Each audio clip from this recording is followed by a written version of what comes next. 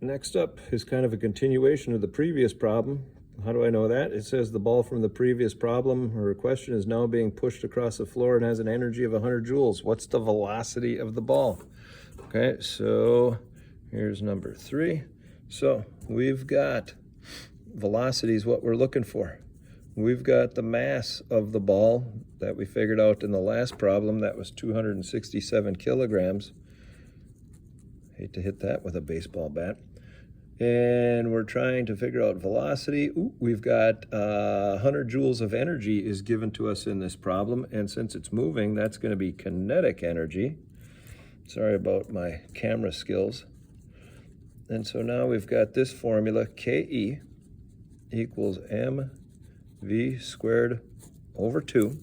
And now we're trying to get this v by itself. So like we did last time, we're going to multiply both sides by 2.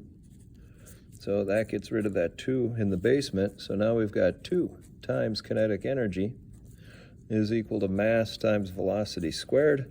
Now to get that v by itself, we got to get rid of m. Well, it's being multiplied by m, so let's do the opposite, divide both sides by m. So that gets rid of the m on the right-hand side. I'll put my single variable on the left, v squared equals 2ke over m. Now to get rid of this square, you got to take the square root. If you take the square root of one side, you got to take the square root of the other.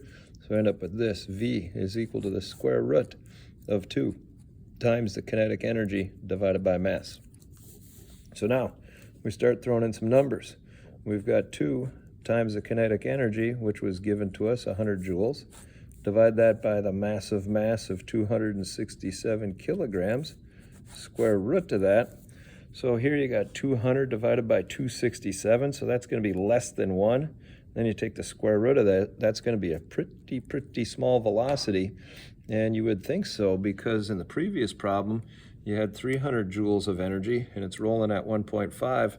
Now it's got less energy, so it has to be moving at a slower speed than 1.5.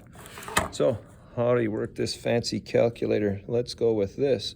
We'll go square root of 2 times 100 divided by 267, and that should be it. And we calculate, I get 0.86548, blah, blah, blah. I'm going to just round that to 0.87 meters per second.